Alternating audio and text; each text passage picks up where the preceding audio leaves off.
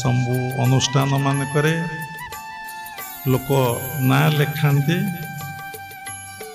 महत्व उद्देश्य नहीं जेतबले आश्रम को आसी था समस्ते मनर गोटे पवित्रता प्यूरिटी नहीं आसी था भगवान अशेष माया आपण जोटी रुहतु भगवान आपण माया रे पकइबे माया जंत्रित सर्वजन ब्रह्मादि 14 भुवन ब्रह्मा को मध्य माया लगी विष्णु को मध्य माया लगी शिव को मध्य माया लगी बहुत लोग प्रश्न करती हाँ हाँ शिव को तो माया लगी आओ ब्रह्मा को भी माया लगी विष्णु को केमती माया लगिला विष्णु मध्य तो सृष्टि कले विष्णु पालन कले ब्रह्मा सृष्टि कले शिव संहार कले कहले बहुत समय लगे समस्त को माया लगी जे परम पिता परम ब्रह्म सबुर ऊर्ध्वरे एबे बाबा गोटे कथा कहते भूली गले साधु माने बसिचंदी सेठी मालिका उपर आलोचना होछि आमे सेठी गोटे कथा कहलु आमको जेतोले पचरा गला मु कहली मु किए मु जानी ना मु कोठिकी जीवी जानी ना मो ना कान धोइले मो ना भी मु जानी ना आओ ये पंचभूत सृष्टि गठित सृष्टि नुहे पृथ्वी सृष्टि कहले भूल हो पृथ्वी जल अग्नि वायु आकाश पृथ्वी की देखिपुंट आखिरे माटीटा जल को देखिपुंट अग्नि को देखिपुंट वायु को देखिपारुना स्पर्शटा को आप अनुभव करुँच आकाश विषय आपण मैंने जो आलोचना कर मालिका आकाश विषय टी मत कहे कि आमे सत्संग रे बारंबार कहू आमे मूर्ख एक कथा कहीं बुझीपारती ना समस्ते कहते कहीं आप मूर्ख कहते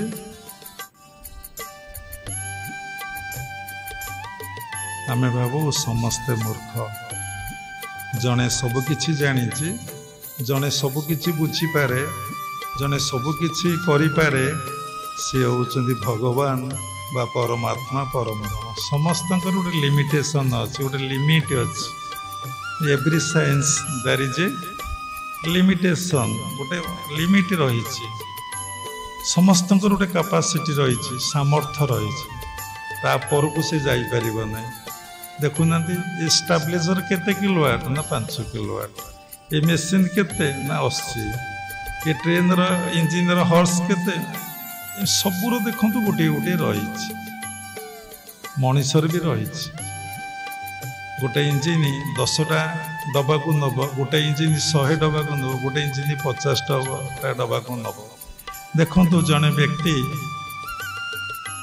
अनेक लोक ज्ञान प्रदान कर भौतिक ज्ञान हो कि आध्यात्मिक ज्ञान हो जड़े व्यक्ति अनेक लोक को आध्यात्मिक ज्ञान प्रदान कर बहु लोक असतु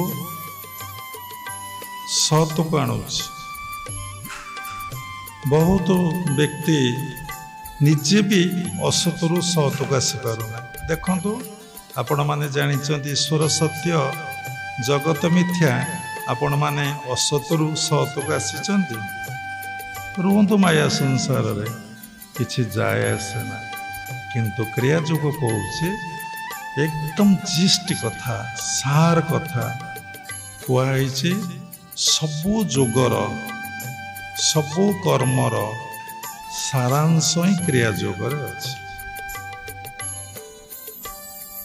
जदि क्रिया जोग को आपण अभ्यास करेंगे आपण भितर अणुभाव आसब आपण भितर मु मोर भाव पलैब खूब कम समय भितर खूब सर्ट टाइम भितर किंतु को संस्थार जीव ना जिते अच्छी भारत वर्षरे सबुथे प्रवेश कर देखु मु मोर भाव कथा कह जाए जप कर ध्यान कथा खूब कम संस्थार कहुच्छी କାରଣ ଧ୍ୟାନ ବିଷୟରେ ଓ ସଂସ୍ଥାରେ ଭାଷ୍ଟ ନଲେଜ ନାହିଁ, ଏକମାତ୍ର କ୍ରିୟା ଯୋଗ ବ୍ୟତୀତ। ଥରେ ବିବେକାନନ୍ଦକୁ ଜଣେ ପଚାରିଲେ, କହିଲେ ମୁଁ ଧ୍ୟାନ କେମିତି ଭଲ ଭାବରେ କରିପାରିବି? ଧ୍ୟାନ କେବେ କରାଯାଏ ନାହିଁ, ଧ୍ୟାନ ସ୍ୱତଃ ହୁଏ, କିନ୍ତୁ ଗୋଟେ ପ୍ରଚଳିତ ଭାଷାରେ ସମସ୍ତେ କହନ୍ତି ଆମେ ଧ୍ୟାନ କରୁଛୁ, କେହି କହନ୍ତି ନାହିଁ ମୁଁ କ୍ରିୟା ଅଭ୍ୟାସ କରୁଛି କି ଜପ କରୁଛି, କହନ୍ତି ନାହିଁ, ସମସ୍ତେ କହନ୍ତି ଆମେ ଧ୍ୟାନ କରୁଛୁ। ଗୋଟେ ପ୍ରଚଳିତ ଲାଙ୍ଗୁଏଜ ହେଇଯାଇଛି। ତାକୁ ଯେତେବେଳେ ଯିଏ ସାଧକ ଠିକ୍ ଭାବରେ ବୁଝିପାରିବ, ସେ କହିବ, କେବେ କହିବନି ମୁଁ ଧ୍ୟାନ କରୁଛି, ମୁଁ କ୍ରିୟା ଅଭ୍ୟାସ କରୁଛି, ମୁଁ ଜପ କରୁଛି, କହିବ। ଧ୍ୟାନ ପାଇଁ ଯେଉଁ କୌଶଳ ଅଛି, ମୁଁ ସେ କୌଶଳକୁ ପ୍ରାକ୍ଟିସ କରୁଛି। ତେଣୁ କ୍ରିୟା ଯୋଗରେ ପ୍ରଥମେ ଶିଖାଯାଏ ତୁମେ ନିଜକୁ ଭଗବାନଙ୍କ ପାଖରେ କୁହା ହୁଏନି, ବୁଝିବା ପାଇଁ କହୁଛୁ, ପରମାତ୍ମା ପରବ୍ରହ୍ମ ପାଖରେ ନିଜକୁ ସମର୍ପଣ କରିଦେବ। ଭଗବାନ ଅଲଗା, କହିଲେ ସମୟ ଲାଗିବ, ଈଶ୍ୱର ଅଲଗା, ଦେବାଦେବୀ ଅଲଗା, ପରମାତ୍ମା ପରବ୍ରହ୍ମ ହେଉଛନ୍ତି ସମ୍ପୂର୍ଣ୍ଣ ଅଲଗା। ଆମେ ଭାବୁଛେ ଏ ଭଗବାନ, ଆମେ ରହିଯାଉଛେ ସେଇଠି। ଗୋଟେ ବ୍ୟକ୍ତି ସାଧନା କରିକି ଭଗବାନ ହେଇଯାଇପାରିବ। ଭଗଯୁକ୍ତବାନ ଇତି ଭଗବାନ, ଷଡ଼ ଐଶ୍ୱର୍ଯ୍ୟର ଯେ ଅଧିକାରୀ ସେ ଭଗବାନ। ସାଧନା କଲେ ଜଣେ ସାଧକ ସେଇ ଶୀର୍ଷ ସ୍ତରରେ ପହଞ୍ଚି ଯାଇପାରେ। ତେଣୁ କ୍ରିୟା ଯୋଗରେ ମୂଳରେ କୁହାହୁଏ ନିଜକୁ ଭଗବାନଙ୍କ ନିକଟରେ ସମର୍ପଣ କର ଫାଷ୍ଟ, ଏବଂ ଭଗବାନଙ୍କୁ ଭଲ ପାଅ। ସେଇ ଭଲ ପାଇବାରେ ଆଉ ସମର୍ପଣରେ ସମସ୍ତ ସାଧନା ରହିଛି। ସେଇ ଭଲ ପାଇବାରେ, ସେଇ ସମର୍ପଣରେ ସମସ୍ତ ବିଭୂତି, ସମସ୍ତ ସିଦ୍ଧି, ସମସ୍ତ ଐଶ୍ୱର୍ଯ୍ୟ ଏବଂ ଶେଷରେ ପରମାତ୍ମା ପରବ୍ରହ୍ମ ପ୍ରାପ୍ତି ରହିଛି। ତେଣୁ ସ୍କୁଲରେ ବା କଲେଜରେ କି ମେଡ଼ିକାଲ କଲେଜରେ ନାଁଟା ଲେଖେଇ ଦେଇ ବା ନାମଟାକୁ ଲେଖେଇ ଦେଇ ଯଦି ଘରେ ବସାଯାଏ, ସେ ପାଠ ପଢ଼ିପାରିବେ? ସେ ବିଷୟରେ ଜ୍ଞାନ ଲାଭ କରିପାରେ? ଭୌତିକ ଜଗତର କଥା, ଭୌତିକ ଜ୍ଞାନ ଯେଉଁଗୁଡ଼ିକ ସମ୍ପୂର୍ଣ୍ଣ ଅନିତ୍ୟ ଅସତ୍ୟ, ଯେଉଁଟା ରିଅଲ୍ ଆଚିଭମେଣ୍ଟସ୍ ନୁହେଁ। କେତେ ଡକ୍ଟର ଗଲେଣି, କେତେ ଇଞ୍ଜିନିୟର ଗଲେଣି, କେତେ IAS ଗଲେଣି, କେତେ OAS ଗଲେଣି, କେତେ ମନ୍ତ୍ରୀ ଗଲେଣି, କେତେ ନେତା ଗଲେଣି, କେତେ ରାଷ୍ଟ୍ରପତି ଗଲେଣି, କେତେ କେତେ ବଡ଼ ବଡ଼ ପୋଷ୍ଟ ପଦବୀ ଗଲେଣି। କିଏ ମନେ ରଖିଛି? କିଏ ଜାଣିଛି?